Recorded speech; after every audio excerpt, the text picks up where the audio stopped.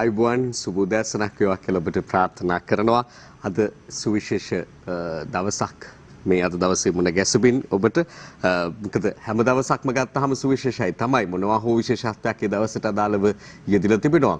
අද දවසත් එවැනිම තවත් දවසක් බවට පත් වෙනවා පමණක් නෙවෙයි. දැන් මේ මතුවී තිබෙන මේ කාලයේ මතුවී තිබෙන තත්ත්වයක් එක්ක අද දවස තීරණාත්මක බවක් එක පැත්තකින් ගන්නවා. ඒ නිසා මේ ගෙවෙන හැම මොහොතක් තප්පරයක් නෑරම අපට අපේ ආරක්ෂාව ඒ වගේම සෞඛ්‍ය පිළිබඳව වඩාත් වැඩි අවධානයෙන් සිතන්නට වෙන. ඒ වගේම අපේ ආරක්ෂාව වගේම අනුන්ගේ ආරක්ෂාව සෞඛ්‍ය සහතික කිරීම සඳහා අපේ වගකීම යුතුයකම ඉටු කිරීමට තිබෙන තවත් දවසක උදාවයි මේ ආරම්භෙන්නේ. ඒ දවස අපි අද දවසට අදාළ ජාතික පුවත්පත්වල වාර්තාවද ප්‍රවෘත්ති වාර්තා තුලින් ආරම්භ කරන්න බලාපොරොත්තු වෙද්දී හැම පත්තරේම වගේ රිෂාඩ් බදියුදීන් හිටපු අමාත්‍යවරයා සම්බන්ධ නවතම තත්ත්වයන් වාර්තා කරමින් සිය ප්‍රධාන පුවත් වාර්තා කර තිබෙදී කටුනායකටත් ඇඳිරි නීතිය පැනවීම පිළිබඳව මා අද පුවත්පතේ සිරස්තලයෙන් අද ආරම්භ කරන්නට බලාපොරොත්තු වෙන්නේ.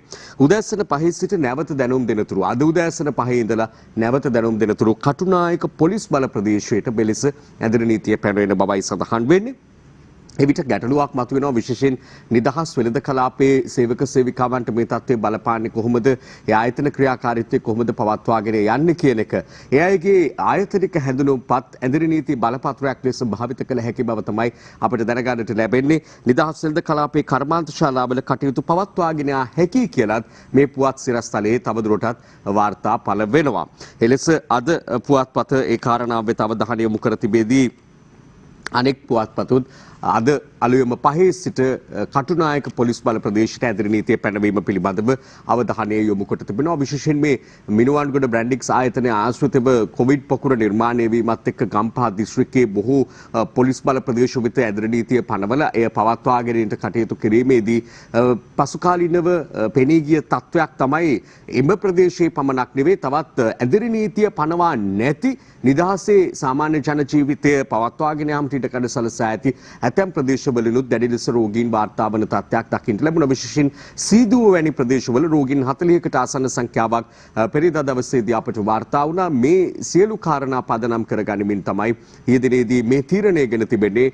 යුද හමුදාපති ලුතෙනන්ට් ජෙනරාල් ශවේන්ද්‍ර සිල්වා මහතා මාධ්‍යට ප්‍රකාශ කර සිටියා. ඒ අනුව කටුනායක පොලිස් බල ප්‍රදේශයට අදාළවම 5 සිට ඇඳිරි නීතිය ක්‍රියාත්මක වන බව මේ වන විට ඇඳිරි නීතිය ක්‍රියාත්මක වන ප්‍රදේශවල තවදුරටත් ඇඳිරි නීතිය ක්‍රියාත්මකයි. ඒ වගේම ඒ ප්‍රදේශ ආශ්‍රිතව යම් කාරණාත් මේ අතරේ නිර්මාණය වෙනවා. දැන් ඊයේ ඉඳලා ඒ ප්‍රදේශවල විවෘතව තිබූ ඇතැම් වෙළඳසල් නැවත වසා දමන්නට කටයුතු කරන දින 3ක කාලයක් සඳහා මොකද ව්‍යාප්තිය ශීඝ්‍ර වීමත් එක්ක පාලනය කර ගැනීම සඳහා බව තමයි නියෝජ්‍ය පොලිස්පති පොලිස් මාධ්‍ය ප්‍රකාශක අජිත් රෝහණ මහතා ප්‍රකාශ කළේ. කෙසේ වෙතත් එම ප්‍රදේශවල ජනතාව දැන් බොහෝ අර්බුදයකට මුහුණ පා සිටින බවත් තොරතුරු වාර්තා වෙනවා. විශේෂයෙන් ආහාර ද්‍රව්‍ය සපයා ගැනීමේ අර්බුදයකට මුහුණ පා ඇති බවත්. මොකද ඒ අර්බුදයට මුහුණ පා ඇති අය ඒ පවුල් විශේෂයෙන්ම පහුගිය දිනවල කඩසාප්පු විවර කරලා තිබුණත් ඔවුන් ඒ වෙත ගොස් නැති බවයි කියන්නේ. මොකද මේ පවතින වාතාවරණයත් එක්ක ආරක්ෂාව ගැන හිතලා සෙනග ගැවසෙන ස්ථානවලට ගියේ නැති බව ඒ අය දන්වලා තිබෙනවා. ඒ අනුව ඒ අය මේ වන විට දැඩි අසීරුතාවයකට මුහුණ පාලා ඉන්නවා කියලත් අර පළමු අවස්ථාවේදී කොවිඩ් වෛරසය මෙරට ව්‍යාප්ත වන අවස්ථාවේදී රටම වහලා තිබ්බ අවස්ථාවේදී ඒ ප්‍රදේශවල නිවෙස් වෙතම ආහාර පාන ද්‍රව්‍ය ගෙනත් විකිණීම එහෙම නැත්නම් බෙදා හැරීම සිදු කළ ආකාරයෙන් මෙවර ක්‍රියාත්මක නොවන බවටත් යම් මැසෙවිල්ලක් ඒ ජනතාව විසින් අගත වෙන බව සඳහන්. අප විශ්වාස කරනවා ඒ පිළිබඳවත් අදාළ අංශවල අවධානය ඒ ජනතාව ගැන හිතලා යොමු වේවි කියලා. මේ හැරුණාම කොවිඩ් සම්බන්ධව තවත් කාරණා නම් ගණනාවක් ඉදිරිපත් කරන්නට තිබේදී අර මා මුලින් සඳහන් කළ ප්‍රධාන සිරස්තලයේ වෙත අපි අවධානය යොමු කරමු. අද පුවත්පතෙන්ම ආරම්භ කළොත් හිතියනවා පොලිස් කණ්ඩායම් 6ක් රිෂාඩ් සොයයි රිෂාඩ් නෑ. රුපියල් 95 ලක්ෂයකට අධික රජයේ මුදල් වැය කළ බව කියන සිද්ධිය. රිෂාඩ් සම්සුදීන්ට රටින් පිටවීම තහනම්. අවතැන්නුවන් නැවත පදිංචි කිරීමේ ව්‍යාපෘතියේ ගණකාධිකාරීවරයා රිමාන්ඩ්. රිෂාඩ්ගේ රියදුරන් බව කියන දෙදෙනෙකුත් අත්අඩංගුවටගෙන රිමාන්ඩ් කරයි. රිෂාඩ් භාවිත කළ බව කියන වාහන දෙකක් අත්අඩංගුවට වාහන දෙකේ පිස්තෝල දෙකක් මැගසින් දෙකක් හා ජීව උණ්ඩ 44ක්. රිෂාඩ්ට අත්අඩංගුවෙන් මිදී පලා යාමට උපකාර කළේයි කියමින් අත්අඩංගුවට ගත් කොස්තාපල්ට ඇප කියලා තවදුරටත් සඳහන් වෙනවා. ඔය අතරේදී අපි තවත් කාරණා කීපයක් දකිනවා මේ සම්බන්ධව අරුණ පුවත්පතට අපි යමුම ඒ ඔවුන් වාර්තා කරන්නේ මේ සිද්ධිය මෙහෙම රිෂාඩ් පලායයි කියලා ඔවුන් සඳහන් කරන්නේ මොකද ඔවුන් ඊට පහලින් කියනවා රියදුරු උපුටා දක්වමින් සිද්ධිය කන වැකුණු වහා රිෂාඩ් වාහනයෙන් බැහැලා ගියා කියලා. ඇමති ආරක්ෂක ඇතුළු තිදෙනෙකු අල්ලයි කියලා තවදුරටත් අරුණ පුවත්පත අද වාර්තා කොට තිබෙනවා. ඒ අතරේ රියාජ් ගැන සොයන්න CID 60ක් නිදහසට පෙර දින රිෂාඩ් CID ලොක්කෝ හමු වෙලා කියලත් ඔන්න අරුණ පුවත්පත යම්කිසි ආందోලනාත්මක හෙළිදරව්වක් සිදු කරනවා.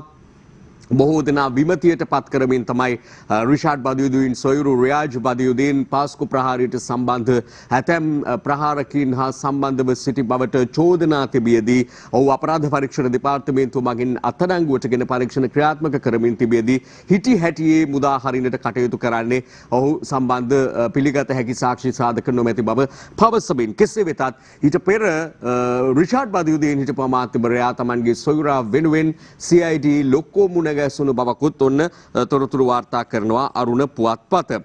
අද දිවයිනටත් ප්‍රධාන කාරණා වෙන්නේම ඒක ව්‍යාපෘති ගණකාධිකාරීත් ඇතුළට රිෂාඩ්ගේ රියදුරු රිමාන්ඩ් රිෂාඩ්ට හිටපු ව්‍යාපෘති අධ්‍යක්ෂකට රට යාමත් තහනම් කියලා තවදුරටත් වාර්තා කරනවා. අද ලංකාදීපය ඔය කාරණාම වාර්තා කරන අතරේ බස්වලට සල්ලි ගෙවූ ගණකාධිකාරීත් රිමාන්ඩ් කියන අතරේ රිෂාඩ්ගේ සැප වාහන දෙක ගිනිඅවි දෙකක් උණ්ඩ 48ක් එක්ක අත්අඩංගුවට කියලා ඒ වාහන වල රූප සහිතව පෙන්වා දෙනවා සුඛෝපභෝගී ජීප් රථයක් සහ මෝටර රථයක්. ඒ අතර අපට දකින්නට පුළුවන්කම තිබෙනවා රිෂාඩ් සෙව්වත් කිසි තැනක නෑ පොලිසිය කියයි කියලායි සඳහන් වෙන්නේ. පොලිස් කණ්ඩායම් 6ක් මේ වන විට කොළඹ ඒ වගේම මන්නාරමේ නිවාස මේ ආදී සෑම තැනම පීරමින් කටයුතු කරනවා කියලා තමයි සඳහන් වෙන්නේ. හැබැයි ඉතින් මේ පුංචි රටේ එතුමා වගේ කෙනෙක් සොයා ගැනීම කරන්න බැරි නම් පොලිසිය එකත් බරපතල ගැටලුවක්. අපිට මතකයි මීට පෙරත් යම් අවස්ථාවල ඇතැම් විශේෂිත මෙවැනි පුද්ගලයන් අත්අඩංගුවට ගැනීමට යාමේදී ටිකක් කල්ගත වෙන තත්ත්වයක් පෙන්눔 කරා. අනුරුද්ධ සම්පායෝ වැනි අය අපිට මතකයට නැගෙනවා බොහොම ආසන්න කාලේ. කෙසේ හෝ වේවා විවිධ දේශපාලනික මත මේ පිළිබඳව සමාජය තුළ ගොඩනැගෙමින් තිබෙන මහා සංඝ රත්නය මේ ආදී අය සමාජ ක්‍රියාකාරී සිවිල් සංවිධාන නියෝජිතයින් මේ ආදී අය ඊයේ මාධ්‍ය වෙත අදහස් දැක්වා විවිධ ස්වරූප වලින් මේ රිෂාඩ් බදියුදීන් අත්අඩංගුවට ගැනීම කොහොම සිදු වේවිද කියන කාරණාව පිළිබඳව අපට එහෙමත් දකින්න ලැබුණා. ඔය අතරේ අපි අවධානය යොමු කරනවා තවත් කාරණාවක් වෙත. ඒ කාරණාව සඳහන් වෙන්නේ අද දිනමින පුවත්පතේ යත්තිතාම සුවිශේෂ තත්වයක්. පාස්කුදා ප්‍රහාරය සිදුවන විට රටේ ආරක්ෂාව බිඳ වැටී තිබුණා. හිටපු අගමැති රනිල් පාස්කු කොමිසමේදී පිළිගනී.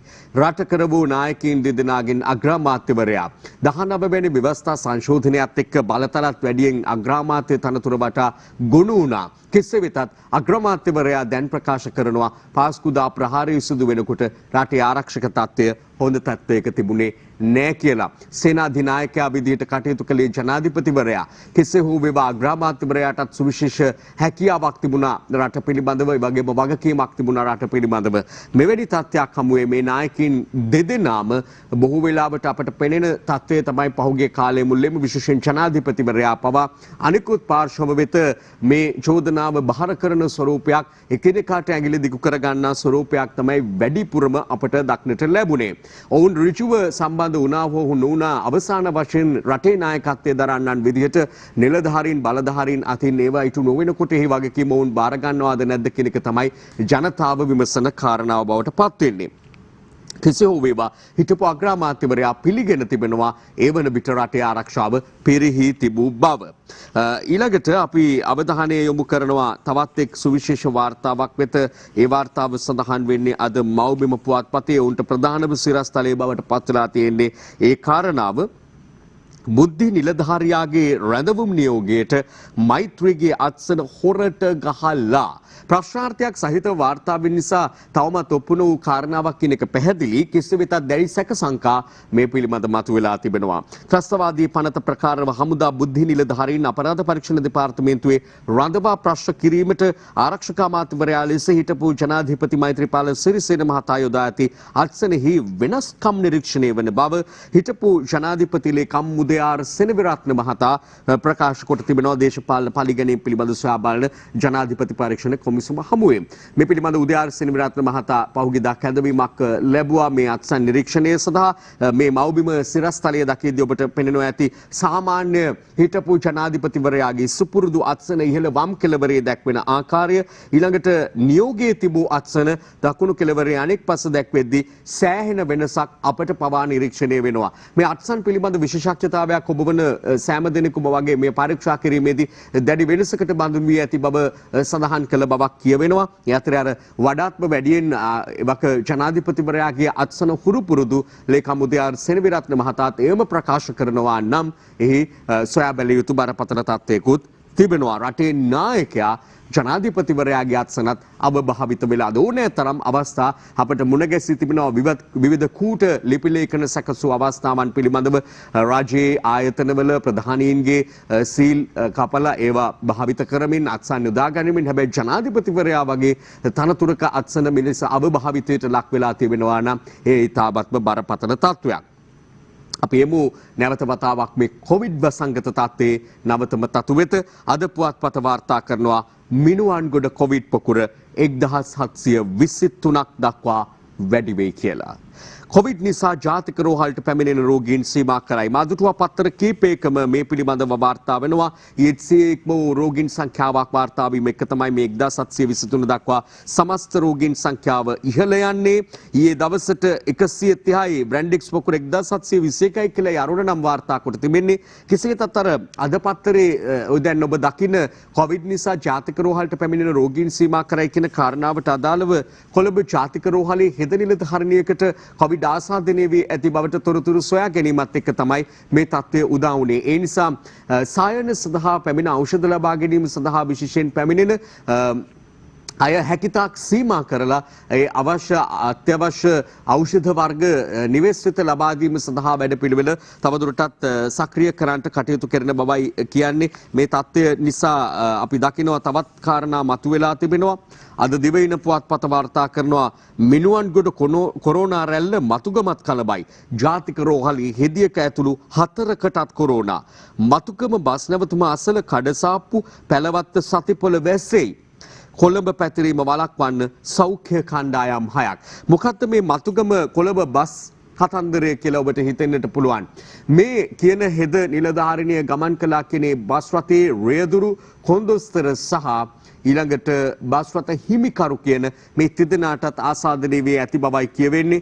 ඒ බස් රථයේ කොන්දොස්තරවරයාගේ බිරිඳ සේවය කරන්නේ මේ ප්‍රදේශීය පෞද්ගලික බැංකුවක. ඒ බැංකුවෙත් බැංකු කටයුතු යෙදිනේ නවතා දමන්නට ස්වේච්ඡාවෙන්ම බැංකුව කටයුතු කරා කියලා දැනගන්නට ලැබෙනවා. ඒ වගේම කොළඹ මතුගම අධිවේගී ධාවනය වෙන සුඛෝපභෝගී බස් රථ කීපයක්ම ධාවනයෙන් ඉවත් වුණා කියලාත් දැනගන්නට ලැබෙනවා.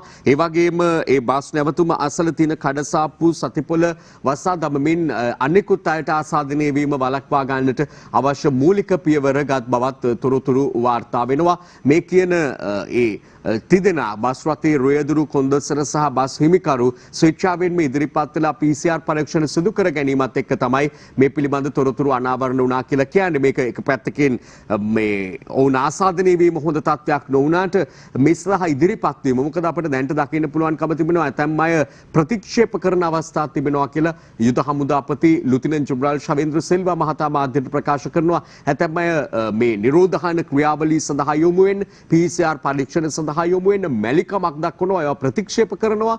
එසේ කිසිසේත් කටයුතු කරන්න එපා කියලා ඉල්ලා සිටින. ඉතින් එහෙම තත්ත්වයක එයා ඉදිරිපත් වීම ඉතාමත්ම ආගනා තත්ත්වයක් විදිහට අපිට සඳහන් කරන්න වෙන්නේ. එහිම සඳහන් මේ සිරස්තල අතුපුටාගෙන අපි විරාමයකට ගමන් කොට නැවතෙමු. උසස් පෙළට පෙනී සිටි දිවුලපිටියේ සිසුවෙකුට හා කඳානේ පාසල් සිසුවෙකුටත් කොරෝනා කියලායි ඒ මා ඉදිරිපත් කළ සිරස්තලයේම තවදුරටත් සඳහන් වෙන්නේ. වගේම ඊයේ හමු ආසාදිතයින් ගැනත් ඒ වාර්තාවේ සඳහන් වෙනවා. පුවත්පත් වාර්තා වෙත යමු.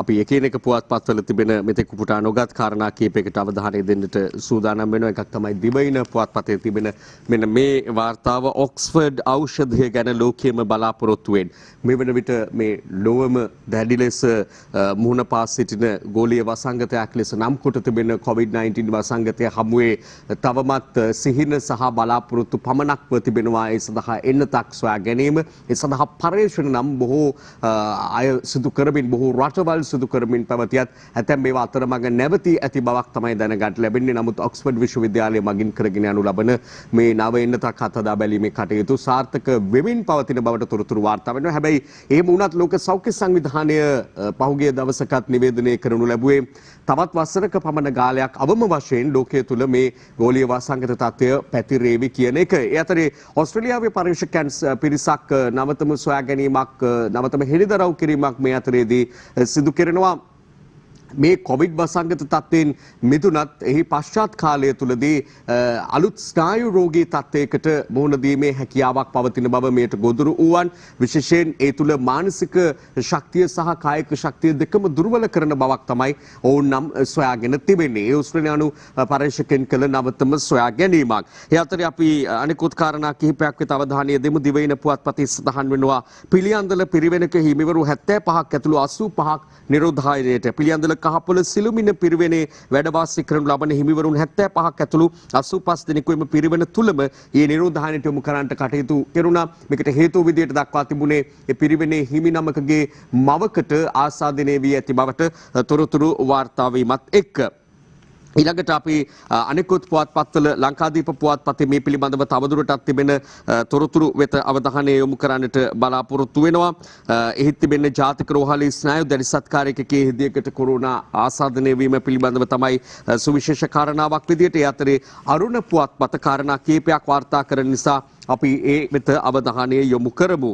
කොවිඩ් ආසාදිතයන් 5000 පැන්නත් කොවිඩ් මරණ අවම රටවල් අතර ලංකාව තවමත් 4 වන ස්ථානයේ. දැන් පහුගිය කාලෙත් අප මේ කොවිඩ් පාලනය කරගත්තු රටවල් අතර දෙවන ස්ථානයේ සිටීම පිළිබඳ නිරන්තර වාර්තා කරනයත් යම් ආකාරයකින් මේ සඳහා බලපෑවක් කියන චෝදනාව බොහෝ තැන්වලින් නැගෙද්දී තවදුරටත් අපි වාර්තා කරනවා අපි පුවත්පත්වල සඳහන් වෙනවා රටවල් අතර කියන්නේ මරණ අවම රටවල් අතර ලංකාව 4 වන ස්ථානයේ පසුවන බව.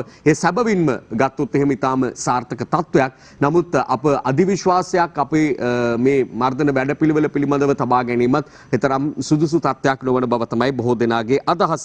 සහ ඒ තුළින් අවධානය ගිලී යාමත් එක්ක සැහැල්ලුවට ලක්වීමත් එක්ක මේ තත්ත්වය පහුගිය කාලේ නැවත වර්ධනය වූ බව තමයි බොහෝ පැතිවලින් කියවෙන්නේ. විභාග දෙපාර්තමේන්තුවේ විමර්ශන ශාඛාව වසයි කියලා වාර්තාවක් තියෙනවා. පිළියන්දල පිරිවෙනේ සිද්ධිය අපි කලින් උපුට ගත්තා. බ්‍රැන්ඩික්ස් 145කින් 42ක් එකම බෝඩි මේ කියලත් වාර්තා කරනවා අරුණ පුවත්පත. මේ ආසාදිතයෝ පිළිබඳවයි කියන්නේ. විදුලි බලාගාර සේවකීන්ටත් PCR ඉල්ලයි. හබරාදුව පොලිසිය 6කුත් නිරෝධායනේ. කොවිඩ් ප්‍රතිකාරවලට යුද හමුදාව සතු උතුරේ රෝහලක් ඕනේ. මහර රැඳවුවන් 60කට PCR. මේ යුද හමුදාව සතු උතුරේ රෝහලක් කොවිඩ් ප්‍රතිකාරවලට ඕනේ කියලා සඳහන් වෙනවා. වගේම තවත් පුවත් වාර්තාවක මා දැක්ක සඳහන් වෙලා තිනවා IDH රෝහලේ ධාරිතාව පිරිගුස් ඇති බවක් කොවිඩ් රෝගීන් 180ක් 200ක් පමණ රැඳවිය හැකි මේ IDH රෝහලේ මේ වන විට රෝගීන් පිරී ඇති බවක් තමයි තොරතුරු වාර්තා වෙන්නේ. මේක තමයි මූලික වටේදී විශේෂයෙන් අවධානය යොමු වුණු කාරණාව. මෙරට රෝහල් සහ ඇඳන් මේ ආදී පහසුකම් සීමා සහිතයි. එතකොට අපි හැම විටම ඒ ධාරිතාවය ගැන අවබෝධය යොමු කරමින් මේ රෝගීන් වාර්තා වීම හැකිතා කවම කර ගැනීම ආසාදිතයින් වාර්තා වීම හැකිතා කවම කර ගන්නට සිදු වෙනවා. මොකද ඒ ඉක්මවා ගියොතින් දැඩි අසීරුතාවයකට මුහුණ පාන්න වෙනවා. අනිකුත් දියුණු රටවලට පවා අත්තුණු ඛේදනීය තත්වය එයයි. ඒ අතරේ කොවිඩ් ප්‍රතිකාරවලට යුද හමුදාව සතු උතුරේ රෝහලක් ඕනෑ කියලා ඉල්ලනවා. වගේම තවදුරටත් මෙරට රෝහල් පද්ධතිය තුළ තව තවත් රෝහල් කොවිඩ් රෝගීන් සඳහා ප්‍රතිකාර ලබා දීමට එකතු කර ගැනීම පිළිබඳවත් සෞඛ්‍ය අංශවල අවධානය යොමු වෙමින් ඒ කටයුතු සිදු වෙමින් පවතින බව තමයි සෞඛ්‍ය අංශයෙන් අපට දැනගන්නට තිබෙන්නේ. ඊළඟට අපි බලමු අනිකුත් පුවත්පත්වල මොනවාද තිබෙන තවදුරටත් සුවිශේෂ කාරණා කියලා. දිවයින පුවත්පතට අපි අවධානය යොමු කරමු. උසස් පෙළ විභාගයට යද්දී බස් රියකට යට වූ සිසුවියකට පාදයක් අහිමි වීමේ කනගාටුදායි පුවතකුත් වාර්තා වෙනවා. ඒ අතරේදී මා දැක්කා ලංකා පෞද්ගලික බස් හිමියන්ගේ සංගමේ සභාපති ගැමුණු විජේරත්න මහතා උපුටා දක්වමින් වාර්තාවක් ගෙනවිත් තිබෙනවා පුවත්පතක්. මේ උසස් පෙළ විභාගයෙන් පසු බස් ධාවනයෙන් ඉවත් වෙන්න කටයුතු කරනවා කියලා ඔහු කර තිබෙන ප්‍රකාශයක් පිළිබඳව බස් කර්මාන්තයත් ගැටලු කිහිපයකට මුහුණ පාලයි පහුගිය කාලේ තිබුණ එක පැත්තකින් දැන් කොවිඩ් වසංගත තත්ත්වයටත් මුහුණ පාන්නට වෙලා තිබෙනවා. පසුගියදා අමාත්‍ය ගාමිණී ලොකුගේ මහතා විසින් මාධ්‍යට අනාවරණ කළා මේ කොවිඩ් රෝගීන් ආසාදිතයින් ගමන් කළ බව කියන බස් රථ 5-6ක්ම අංක සහිතව තොරතුරු ඉදිරිපත් කළා. දැන් එක් බස්යක් පිළිබඳව අපි කතා බහට කළා. මතුගම කොළඹ බස් රථය පිළිබඳව රියදුරු කොන්දොස්තර සහ හිමිකරු කියන තිදෙනාටම ආසාදනය වෙලා තියෙනවා කියලා. මේ අතරේ වෙනත් කාරණාත් අපිට දකින්න පුළුවන්. මව්බිමේ සඳහන් වෙනවා තෙල් නැවේ කපිතාන්ට මිලියන 12ක දඩයක් කොළඹ මහාධිකරණ විනිසුරු.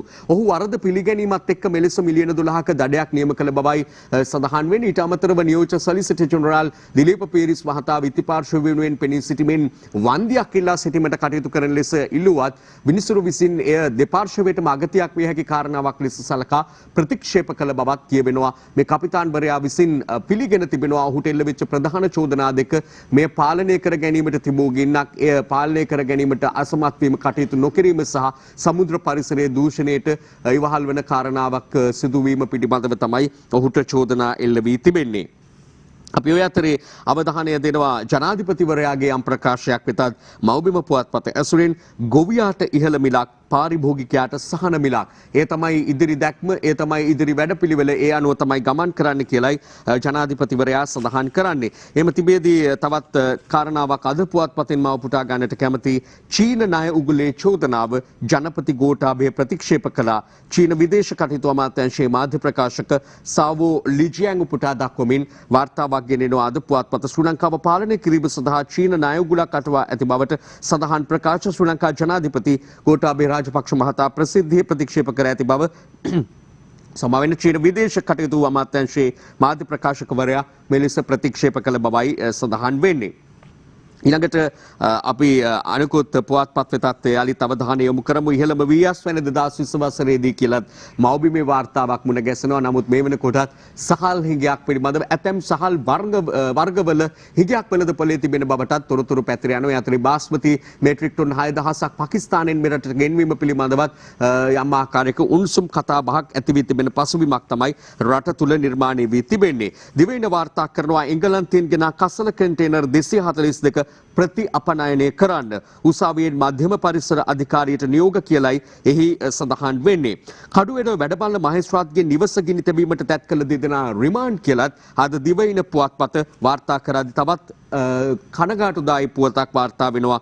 පින්නවල වලව වතුයායේ දලුන් ලෙමින් සිටි කතුන් දෙකක් මාරගසට බිලි තවත් කතකට බරපතල තුවාල කියලා සෝචනීය පුවතක් අපිට දිවයිනෙන් පුටා ගන්නට වෙනවා. හිතාම ඉක්මනින් අපි විරාමයක් කරා ගමන් කරමු. අද පිළිසඳරත් සූදානම් නිසා ඒ අතරේ ලංකාදීප පුවත්පතේ වාර්තා වෙනවා 20න් ඒකාධිපති පාලනයක් අඩපණ පාර්ලිමේන්තුවක් සමගි ජන බලවේග මහලේකම්ගෙන් නිවේදනයක් කියලයි එහි සඳහන් වෙන්නේ. අරුණ පුවත්පතේ මේදී තියෙනවා එක්නැලිගොඩ සිද්ධියේදී මෛත්‍රීගේ අත්සන හොරට ගහලා කොමිසමේදී හිලිවෙයි. අපි මේ සම්බන්ධව කලින් පුටා ගැනීමක් කළා.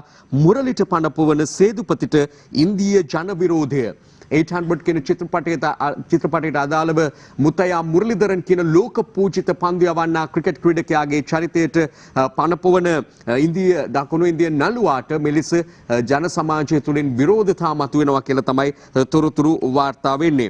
උසස් පෙළ විභාගයේදී අනුන්ට කඩේ ගිය සරස විසසුවාට ආණ්ඩුවෙන් බෝඩිමක් කියලා පුවතක් වාර්තා කර තිබෙනවා. වගේ විභාග අක්‍රමිකතා දෙකක් උසස් පෙළ විභාගයේ මේ වෙන විට වාර්තා වන බවත් විභාග කොමසාරි ජෙනරාල්තුමා සනත් පූජිත් මහතා මාධ්‍යට ප්‍රකාශ කොට තිබුණා. අපි ඊටම ඉක්මනින් දිනමින පුවත්පතට අවධානය යොමු කරමු. රාමාංජ මහානිකාය 20ට විරුද්ධව කිසිදු ප්‍රකාශයක් නිකුත් කර නැහැ. ඌව පළාත් මහානායක නාවිමන නාලක හිමි පුටා දක්වමින් එලෙස සඳහන් වෙද්දී සෞන්දර්ය සරසවිය නිවත් කළයි සෞම්‍ය පේශල උසාවිය ඇති කියලා අද දිනමින වාර්තාවක් ගෙන එනවා. අපි ළඟට සූදානම් විරාමයක් කරා යමු. අන්ට විරාමෙන් අනතුරු අද දවසේ පිළිසඳරට අද සහභාගී වන්නේ අපේ ආරාධනය ජවිපේ පාර්ලිමේන්තු මන්ත්‍රී විජිත හේරත් මැතිතුමන්ට ජාතික ජන බලවේගය නියෝජනය කරමින් එතුමන් අද පිළිසඳරට සහභාගී වීමට සූදානම්ින් ඉන්නේ. ඉතාම ඉක්මනින් යාලි මුණ ගැසෙමු. දිනපතා අලුත් වීඩියෝ සහ ප්‍රවෘත්ති නැරඹීමට ඉහත බටන් එක ක්ලික් කර සියත TV සබ්ස්ක්‍රයිබ් කරන්න.